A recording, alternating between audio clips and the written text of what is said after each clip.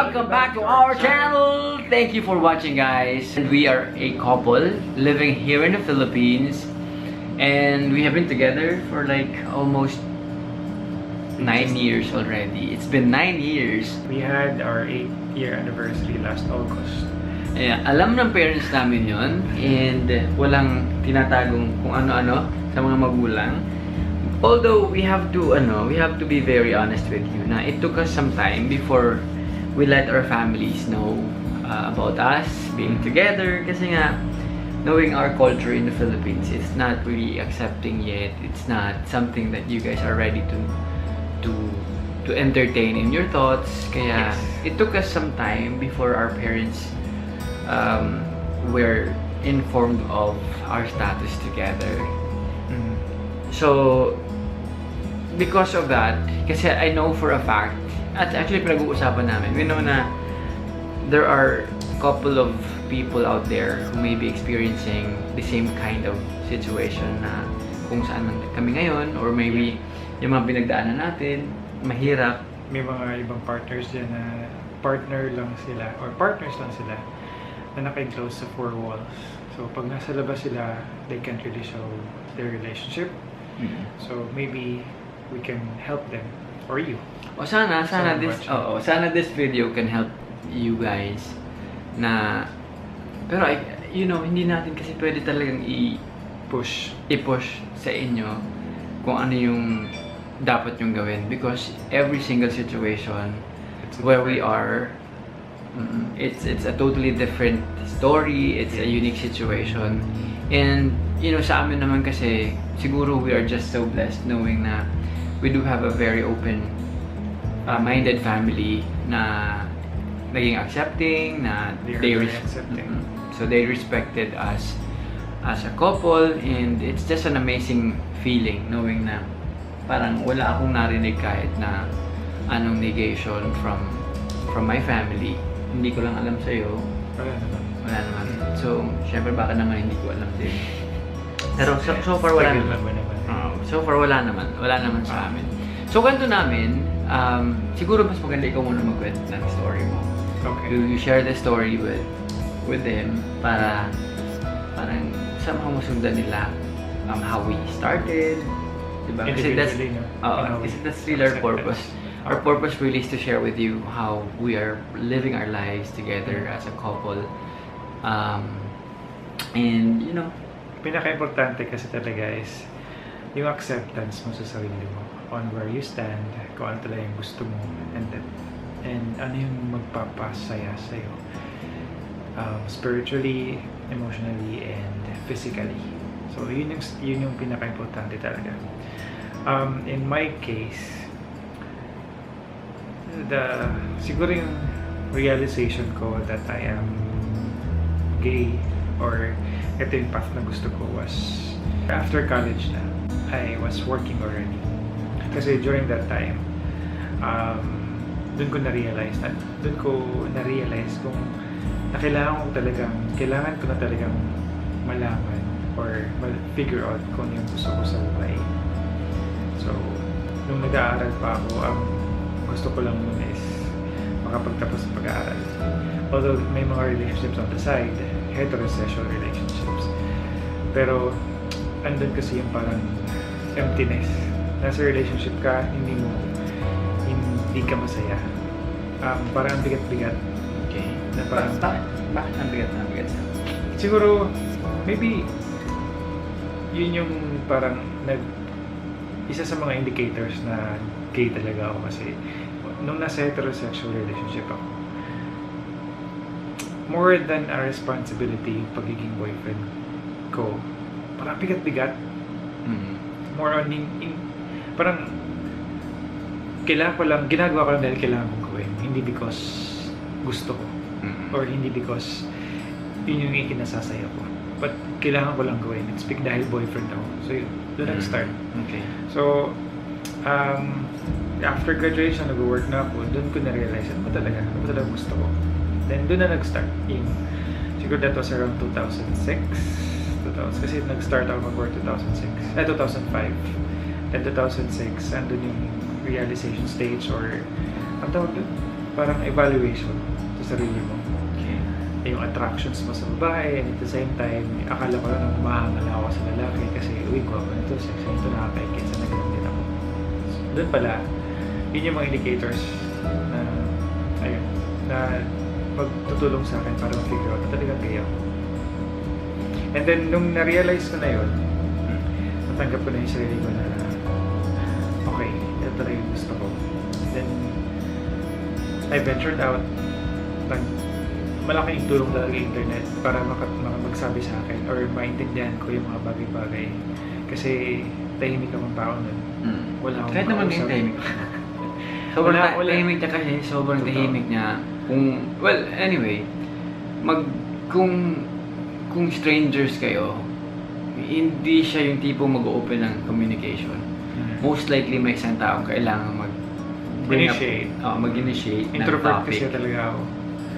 So, I can siguro magkakaroon ako ng, or pwede akong sumabay sa mga conversation, pero yung first move, hindi guys. Sobrang tahimik kasi. Sobrang most behaved. Tapos. And then, nung na-realize ko, ito na yung gusto ko, and then sa internet, kasi wala akong makausap, hindi ko masabi sa mga kaibigan ko. Firstly. Hindi ko masabi sa family ko. Wala. So, during that time, where to be graduate, may internet na, research, kung ano ba talaga, yun. Na-figure out ko na, yes, this is really what I want. And one thing pa lang gusto kong i-share kasi siguro something na kailangan malaman nila. Kasi tatlo kasi sila magkakapatid. Tapos lahat, kumbaga babae yung pangalawa, he is the youngest. Tapos nag-iisa po I am the only son. Tapos wala pa siyang father kasi nga maaga namatay. I lost my father when I was 9 years old. So, tapos habang gumatay ka, parang you feel like you have a responsibility sa family na kailangan mong maging tigasin kasi you are like the only guy. Yeah. Kasi yun, sa mga, in a way, nakatulong sa akin yung siguro face ng buhay ko. Na kailangan mong pagdaanan para at least maging assure ako sa sarili ko na ito talaga yung gusto ko. So yun, after that, nung na-realize ko na, ito talaga ako, mahirap talaga siya sa sarili ko na tanggapin. Sabi ko, bakit ganito? Bakit ako? Bakit ko nararamdaman to? But eventually, siguro yung pinaka-defining phase ng buhay na talagang pag tinanggap mo na kung ano ka, you don't have anything to worry about. Although andun yung mga parang hesitations pagdating sa family kung paano ako sasabihin. Yun talaga naging issue before. Kasi sabi ko sa sarili ko, kung meron mang magsasabi sa family ko or kung malalaman man ng family ko na bading ako or gay ako, gusto ko sa akin manggaling. So, the dilemma sa part ko is, paano ko sasabihin? So, nakalipas ng ilang buwan ng taon, hindi ko talaga siya nasabi. Na personal. So, mahilig talaga ako magsulat. Through letter ko sinabi. Notebook lang, walang fancy stationery dati nung high school. Wait, saan mo sinulat? Sa Notebook lang siya. Yung page ng notebook. Yung puti. Usual na notebook, naka-ring pa, bilog-bilog. Once na nabuo ko na yung letter, pinunit ko, ginipit ko yung gilid para kahit paano medyo maayos. Alam ko na yung story, pero gusto ko rin ulit mapakinggan. Medyo curious ulit ako. So sabi ko, habang sinusulat ko yun, it took me a while para matapos yung letter. Kasi pag tinutuloy ko yung letter, umiyak ako. Kasi hindi ko... Saan ka nung nagsusulat ka? Maraming lugar. Office. Putol-putol? Putol-putol. Okay. Office, sa kwarto, sa kung saan man. Hanggang sa matapos ko siya. Tapos, nung sabi ko tapos ko na siya, binasa ko ulit. Okay na ba ito? Ganyan. Then, nung tapos ko na yung letter, naghanap lang ako ng time na pwede ko nang ibigay sa kanila. Kasi yun yung naging ano ko na letter na lang talaga. Doon ako magiging panatag kasi doon ko ma-express yung sarili ko talaga ng dire-diretso. Okay. Walang hiyak-iyak, walang ganyan. So, sa letter ko sinabi, pero bago ko binigay yung letter niyo, binigay mo? hindi ko siya binigay ng harapan. Tapos ko na yung letter. Nasa sobra na siya. Okay. Ang ginawa ko, nag-ipon ako ng damit. T-shirts, Paano nag-ipon? pants, briefs. Naglagay ako sa, siguro mga 3 pairs lang yan. Naglagay ako sa bag. Kasi, pakiramdam ko nung nitatakwil ako. Pag sinabi ko na pa din Naiyak na naman siya. Sobrang parang ano kasi, emotional kasi yung Oo. mga pinagdadaanan to. Kasi Sabi ko sa sarili ko, handa na ako sabihin, if I lose them, or itakwil nila ako, it's okay. Kaya naglagay ako ng bag, ng damit sa bag. So, bago ko sabihin, or bago ko ma-figure out yung araw na libre ko sa kanila, may nasabihan na ako isa sa mga kaibigan ko. Nag-iisa lang. She's a girl, syempre. Sa kanya ako nag-confess. Nag-iisa bago ko nagsabi sa family ko. Kasi I need someone na parang who can hear me out or mag-assure sa'yo. may alam sa gagawin ko. So, ayun. Sinabi ko na ito yung plano ko. So, sabihin ko na sa kanila. So, sinabihan ko lang siya na I might need you if anything comes to worse. Sabi ko, I'll just bring some bags. Kasi nag-work na ako nun. So, sabi ko naman, may konti akong cash sa wallet ko. Tapos, I have friends na pwede mong takbuhan pag kailangan ng tulong. And at the same time, kaya na ako marapin ko na magiging consequences ng gagawin ko. So, I expected the worst. Expected na tatakwil ako. They won't talk to me anymore. The worst talaga na inisip ko. So, it's a weekend. Rest day ko sa work. Natulog muna ako pag-uwi ko ng umaga. I slept siguro mga 4 hours, 3 hours. Tapos pagising ko, ligo ako. Tapos paalam ako sa mama ko. Sabi ko, maalis ako. Tapos may dala na akong backpack. Ando na yung damit, ando na yung wallet, and some important files na posibleng hindi ko pwedeng balikan. Tapos, pumunta ako ng mall. I watched Harry Potter. Okay. I turned off my phone. Para niya makontak. Para niya magulo. Tapos, pagkaalis ko ng bahay, iniwan ko yung letter sa lagayan ko ng relo na alam na mama ko nasaan. Tapos, nung nakalis na ako, siguro wala pang 10 minutes, nakasa ako sa gym. Tumawag na ako. Sabi ko, may letter sa ganitong... Naiyak ka naman? Tinatawag? Hindi. Hindi ako. May letter dun sa... May letter akong iniwan. Pakibasa na lang, sabi ko. Tapos, yung puso ko nun, hindi ko alam kung how to describe it. Ang importante lang sa akin is, masabi ko na sa kanila through the letter. So yun, nang nabasa nila, after the movie, pinon ko yung phone ko, pero naka-enable yung divert. So, lahat ng call na papasok, naka-divert pabalik sa bahay, sa landline. So, I was able to do that. Not sure kung how. Hindi ko na maalala kung paano. Pero, pag may natawag sa akin, one ring, tapos na-divert na siya sa landline sa bahay. So, yung ate ko, yung panganay, ayun, nabasa niya. Tapos, nataon naman niya na day off niya. Tinataon or tinaon mo lang? Nataon lang na day off niya. Nandun siya. Tapos, tawagin niya ako, hinahanap niya ako, nasan ako. Sabi ko, nasa mall ako.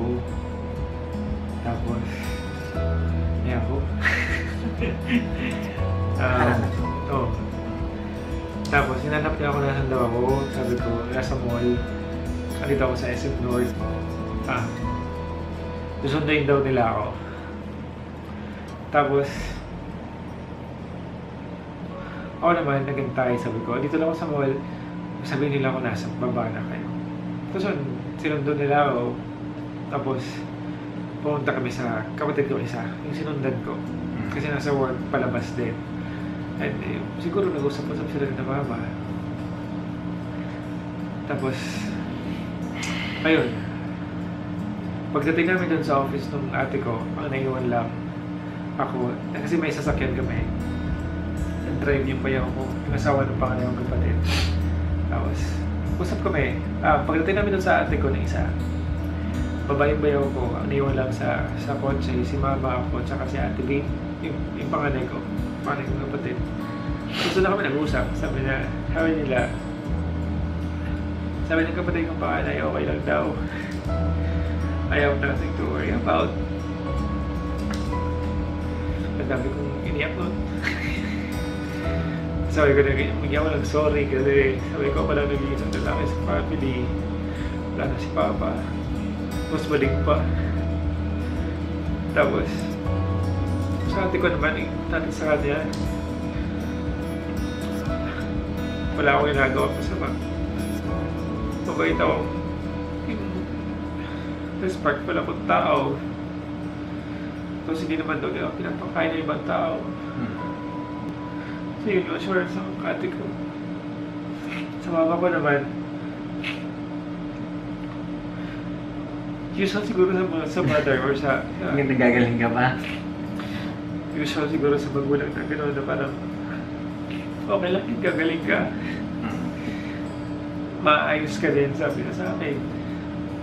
So right at that moment, sinabi ko sa kanya ng mama, it's not, hindi naman ito sakit na kailangan gumaling or nagagaling. Kasi sabi ko, this is me. I took some time para tanggapin yung sarili ko. So sabi ko, ang importante lang sa akin nun is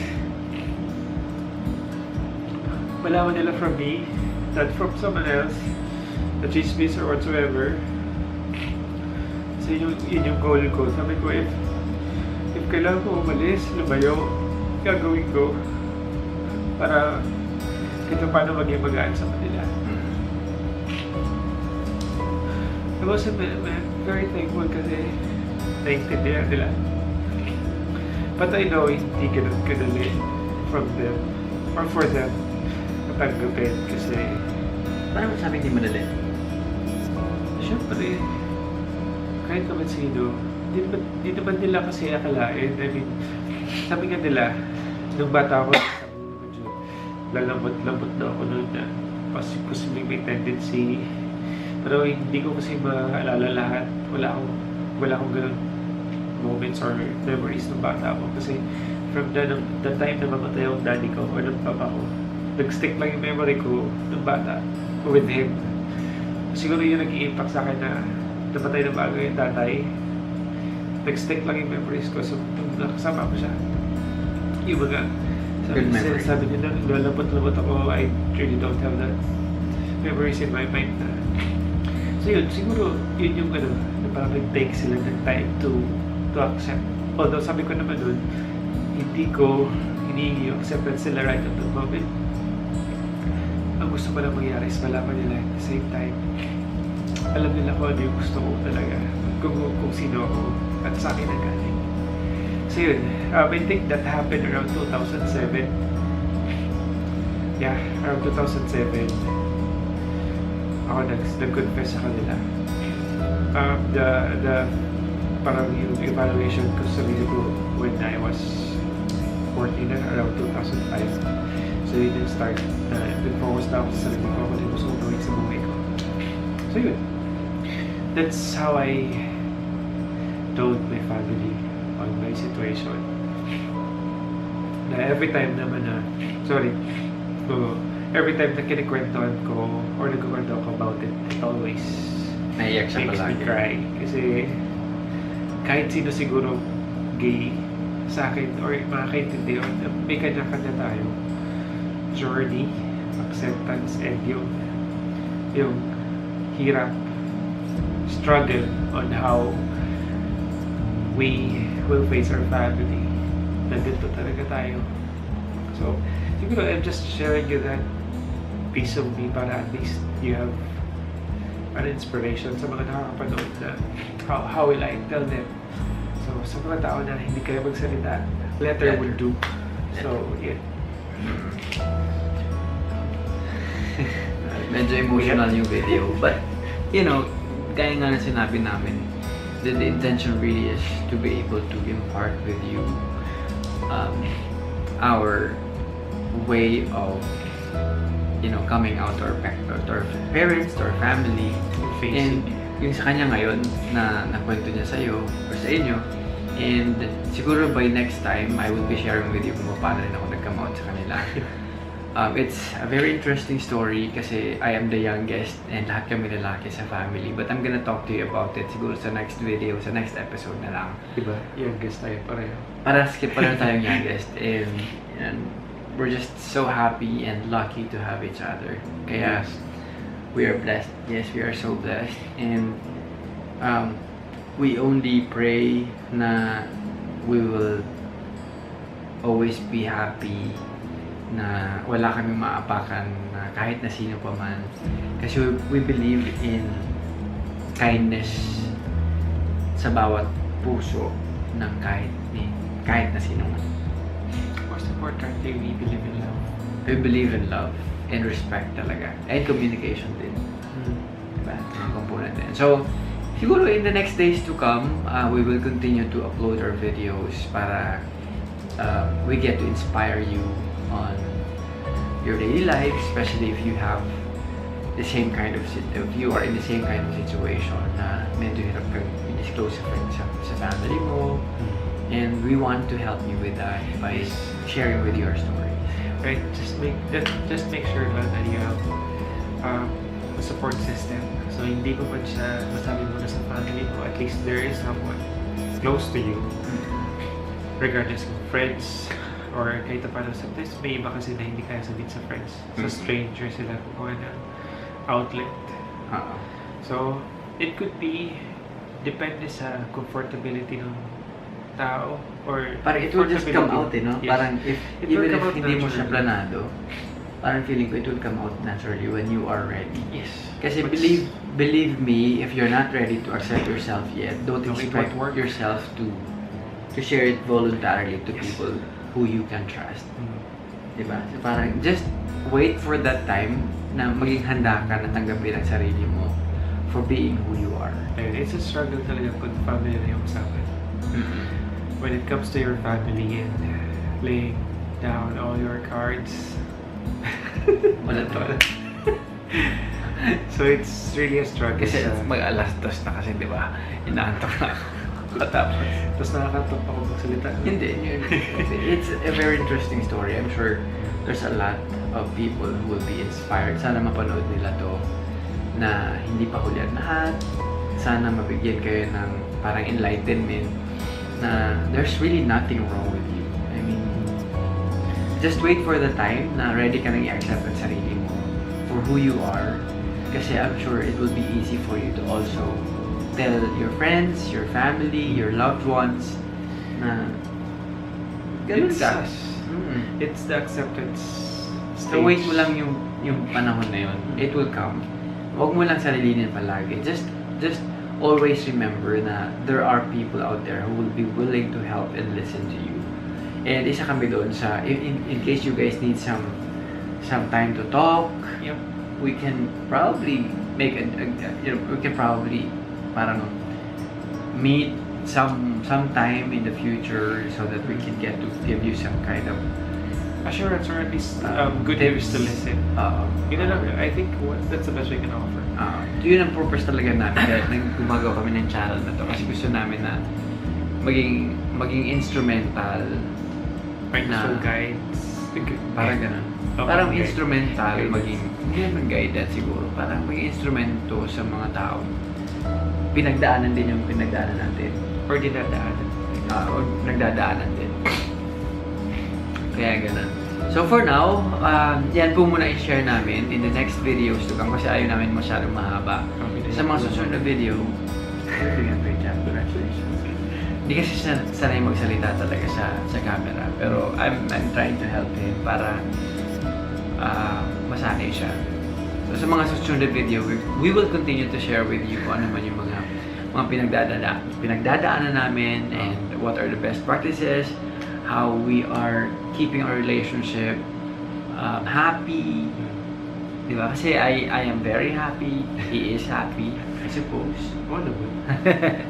That's it muna for now, guys. Thanks for watching. And again, if this is your first time na ma-visit kami sa channel na to, I am inviting you to also click the subscribe button And also don't forget to click the bell button beside the subscribe button kasi it will give you an instant notification whenever we upload a new video. Thank you so much. Thank you.